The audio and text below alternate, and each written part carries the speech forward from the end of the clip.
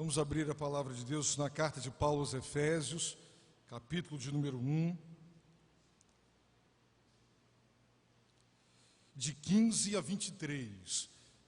Farei a leitura desta passagem inteira, embora quero já deixar claro para os irmãos que nós não iremos explorar toda a riqueza de todos os versos dessa passagem, mas em função do tema que nós vamos abordar, estamos abordando a doutrina da igreja, é que nós vamos fazer a exposição deste texto, ok? Então os irmãos fiquem atentos. Efésios capítulo 1, a partir do verso de número 15, diz assim: por isso também, tendo ouvido falar da fé que entre vós há no Senhor Jesus, e do vosso amor para com todos os santos, não cesso de dar graças por vós, lembrando-me de vós nas minhas orações, para que o Deus de nosso Senhor Jesus Cristo, o Pai da glória, vos dê o espírito de sabedoria e de revelação no pleno conhecimento dele, sendo iluminados os olhos do vosso coração, para que saibais qual seja a esperança da sua vocação, e quais as riquezas da glória da sua herança nos santos, e qual a suprema grandeza do seu poder para conosco, os que cremos, segundo a operação da força do seu poder, que operou em Cristo, ressuscitando-o dentre os mortos e fazendo-o sentar-se à sua direita nos céus, muito acima de todo principado e autoridade e poder e domínio, e de todo nome que se nomeia, não só neste século, mas também no vindouro, e sujeitou todas as coisas debaixo dos seus pés, e para ser cabeça sobre todas as coisas, o deu à igreja, que é o seu corpo, o complemento daquele que cumpre tudo em todas as coisas. Agora, Efésios capítulo 2, versículos de 5 a 7. Estando nós ainda mortos em nossos delitos, nos vivificou juntamente com Cristo. Pela graça sois salvos.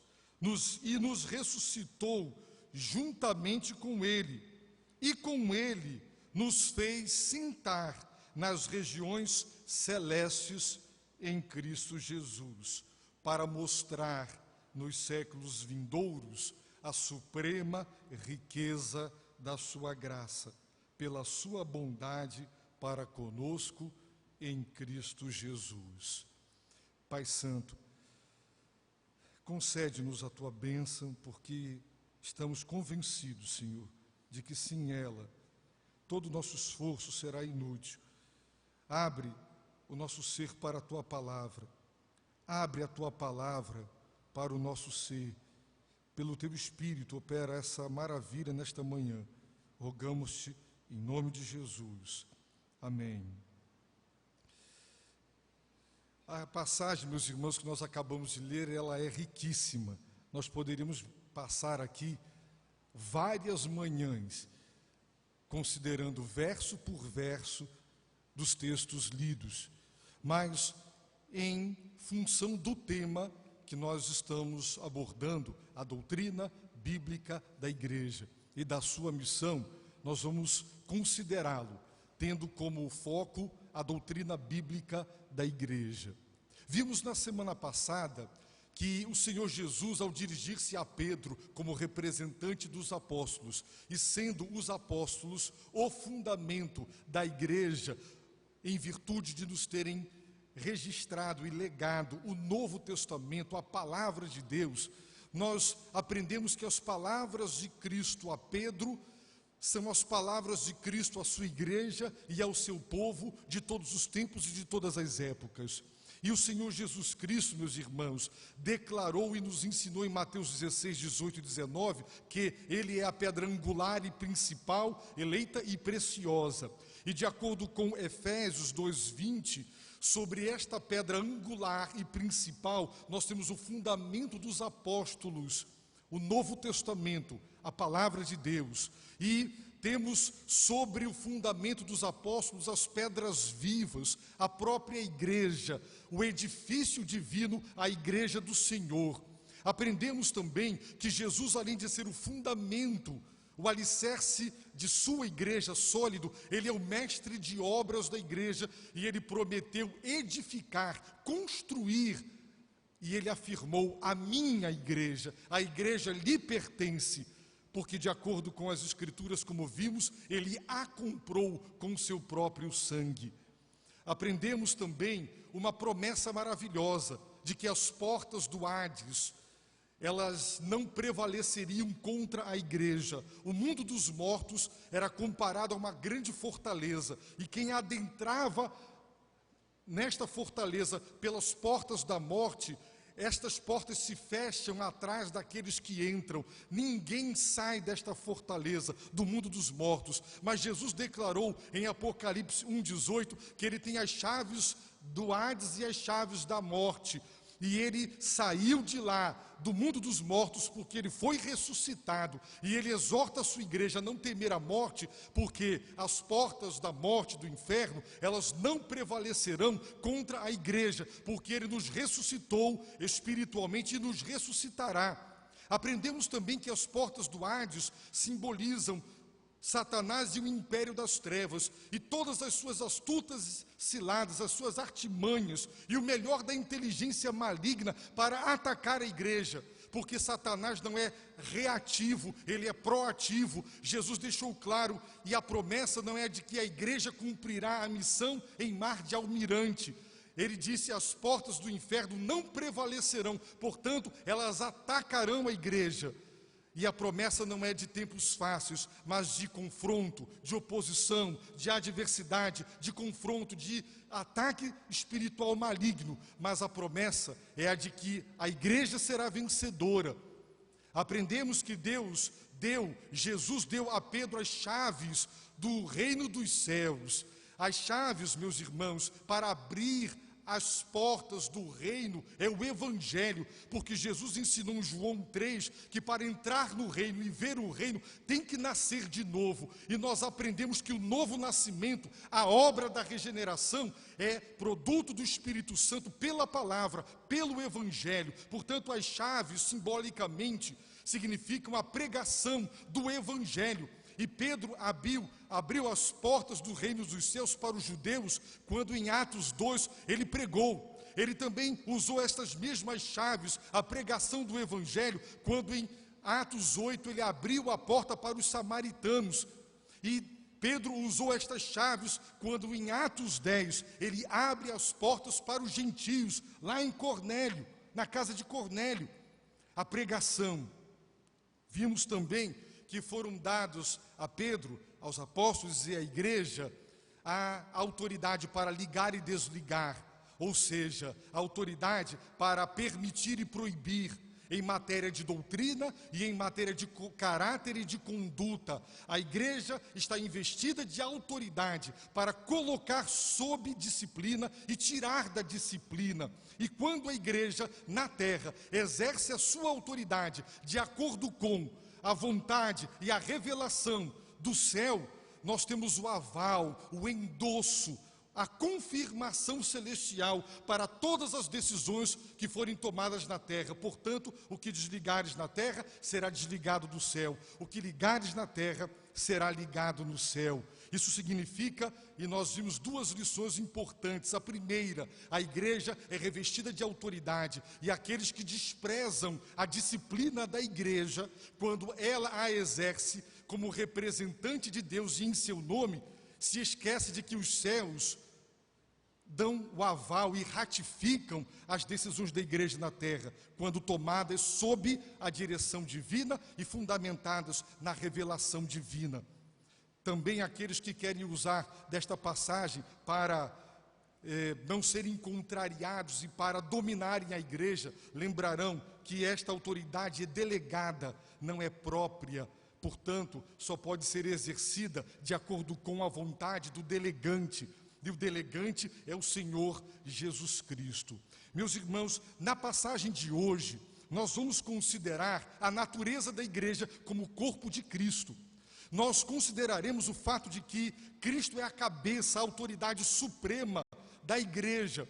E nós consideraremos o fato de que a autoridade mencionada por Jesus, de lhe dar as chaves do reino, a autoridade para regulamentar em matéria de doutrina e em matéria de conduta, e também a promessa de que as portas do Hades não prevalecerão contra a igreja, elas encontram, meus irmãos, um fundamento bíblico-teológico muito importante aqui na carta de Paulo aos Efésios, quando nós aprenderemos o que Deus fez com Cristo e o que Deus fez conosco, e em virtude da nossa união com Ele, fez com Ele e fez também conosco em virtude da nossa união com Ele.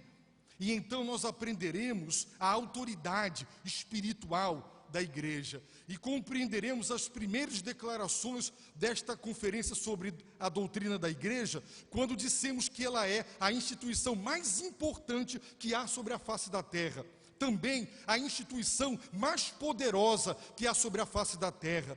Não é à toa que Satanás dá o melhor da sua inteligência maligna para obstruir, frear, impedir a igreja de ser igreja de Jesus Cristo e de, revestida com a sua autoridade, cumprir o seu papel na terra. Com esta compreensão, meus irmãos, isso nos motivará a valorizar a igreja. Em último lugar, nós vamos perceber algo muito importante, que as Escrituras valorizam a individualidade, não o individualismo, que é produto da filosofia liberal, porque a igreja de Jesus Cristo, ela é vista como corporativismo, como comunidade. Então nós valorizaremos a igreja e compreenderemos que cristão isolado da igreja, numa caminhada solitária, uma falta de envolvimento com o corpo e com a igreja de Jesus Cristo, denuncia um cristão doutrinado, mal doutrinado, ou com uma doutrina equivocada, porque ninguém pode prescindir da igreja, porque ela é imprescindível nos planos de Deus para nós. Portanto, se estivermos no centro da vontade de Deus, daremos à igreja de Jesus Cristo o seu real valor. Consequentemente, a nossa postura para com a igreja mudará da água para o vinho. Nesta passagem, meus irmãos, de Efésios, capítulo 1, a partir do verso 15, nós observamos que se trata de uma oração. E se os irmãos analisarem atentamente esta oração, nós ficaremos envergonhados com as nossas pobres petições, tão individualistas, egoístas e centralizadas em nós mesmos, ao analisar uma oração onde, de fato, a primeira metade do Pai Nosso e dos 10 mandamentos é que importam. E nós observaremos, meus irmãos, a profundidade da oração de Paulo e os seus desdobramentos para a vida espiritual da igreja. E eu quero, meus irmãos, começar, olhem para o verso de número 17. Paulo pede para que o Deus de nosso Senhor Jesus Cristo, o Pai da glória, vos dê o Espírito de sabedoria e de revelação. Ele está se referindo ao Espírito Santo, embora em nossas versões a palavra Espírito esteja com letra minúscula. É claro que ele não está pedindo o batismo no Espírito Santo, como nós vamos ver na segunda fala nesta manhã, porque ele já disse que o Espírito Santo é o selo de Deus na nossa vida. Então ele não pede o Espírito para quem não tem. Ele já disse que quem crê é selado com o Espírito Santo da promessa e que o Espírito Santo é o penhor da herança. Portanto, ele não está tratando de um pedido de uma entrada do Espírito para quem não tem. Ele está pedindo a Deus que dê o Espírito de sabedoria e de revelação, porque sem a manifestação do Espírito Santo em nos dar sabedoria e abrir para nós a sua revelação, nós jamais compreenderemos o que Deus revelou. E ele diz que este Espírito de revelação será dado por Deus no pleno conhecimento ou pelo pleno conhecimento. Portanto, à medida que o crente avança no conhecimento da pessoa de Deus, através das verdades doutrinárias reveladas por Ele mesmo nas Escrituras, Deus vai lhe dando o espírito de revelação e de sabedoria, e Ele vai aprofundando o seu conhecimento da pessoa do Senhor, porque o espírito de revelação e sabedoria lhe é dado, e no pleno conhecimento total, ele vai crescendo na compreensão da revelação. Por isso, verso 18, ele afirma: sendo iluminados os olhos do vosso coração. O coração é uma palavra, é um conceito bíblico para descrever a totalidade do nosso ser interior. Ela descreve tudo o que somos interiormente. O centro da personalidade é o âmago do ser humano, é o lugar onde Deus fala, é o lugar onde Deus habita no coração do homem. Portanto, é o cerne do ser humano, é o coração. E o coração humano tem olhos que podem enxergar. No entanto, nós sabemos, meus irmãos, para que uma pessoa enxergue, duas coisas são necessárias. Primeira, que ela tenha olhos perfeitos. Um cego não pode enxergar, ele tem deficiência visual. Em segundo lugar, é necessário que haja luz. Qual a diferença entre uma pessoa que tem visão perfeita e uma pessoa cega, ambos dentro de um lugar onde não há luz nenhuma? Nenhum dos dois enxergam, porque para enxergar é preciso ter olhos, mas boa visão, sem luz não se enxerga nada. Por isso Paulo está pedindo que os cristãos sejam iluminados, que o espírito de revelação e de sabedoria ilumine, clareie, assim como os meus olhos físicos precisam desta luz para eu enxergar as letras desta Bíblia e ler. Os olhos do coração precisam da claridade de Deus. Se Deus não iluminar os olhos do coração, eles não enxergarão absolutamente nada. Por isso, as pessoas olham para Jesus de Nazaré e não conseguem enxergar nele o Cristo, o Filho de Deus, porque falta a iluminação dos olhos do coração. E Paulo ora pedindo para que o Espírito Santo, que é o Espírito de revelação e de sabedoria, ilumine os olhos do coração. Sabe com que propósito? Observe no texto, verso 18. Para que? Esta expressão indica propósito. Com que propósito os olhos do coração precisam ser e devem ser iluminados? Paulo vai nos dizer três coisas. Três propósitos que justificam a sua petição para que os olhos do coração sejam iluminados. Em primeiro lugar, para que saibais. E os irmãos sabem que o verbo saber e conhecer nas Escrituras é bem diferente desta compreensão meramente teórica e acadêmica do conhecimento no mundo ocidental, formatado pela cultura grega. Conhecer, segundo as Escrituras, envolve relacionamento pessoal e experiência concreta.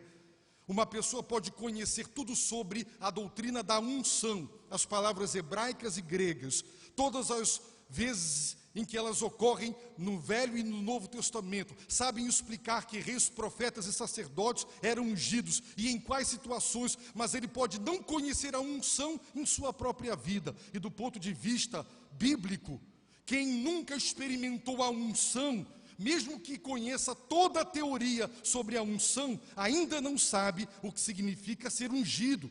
E Paulo está orando e pedindo a Deus, para aqueles que o Senhor já selou com o seu Espírito, que é o penhor da herança que eles herdarão, eu peço, concede-lhes o Espírito Santo, o Espírito de revelação e de sabedoria, para que os olhos do coração deles sejam iluminados e eles saibam, conheçam em sua própria experiência três coisas. A primeira, qual seja a esperança da sua vocação.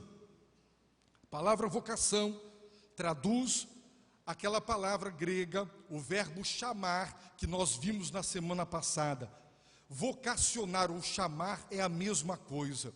Nós aprendemos que a palavra igreja é a tradução de uma palavra grega, eclésia, composta de uma preposição ek, que dá a ideia de movimento daquilo que está de dentro para fora.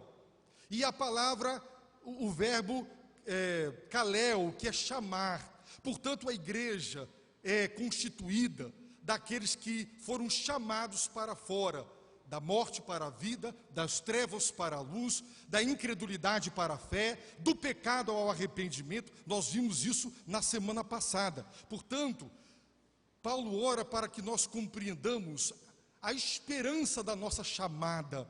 Deus nos chamou, e quando Deus nos chamou, com certeza nenhum de nós vislumbrava a totalidade de tudo quanto esta vocação ou chamada encerra. Quando Jesus, à beira-mar, chamou os dois irmãos, Tiago e João, André e Simão, naquele momento em que Jesus os chamou, será que eles tinham noção de que se tornariam apóstolos do Supremo Senhor do céu e da terra? Que milênios se passariam e eles seriam o fundamento da igreja de Jesus Cristo?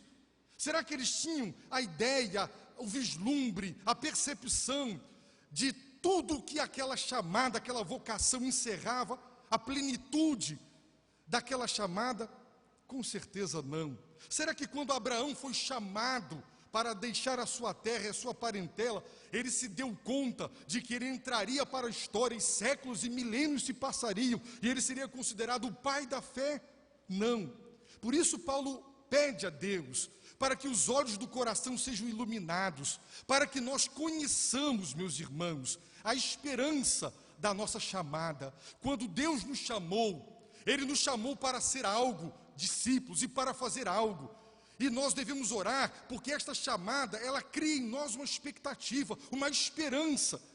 Quais são os projetos, os planos, é a magnitude da chamada.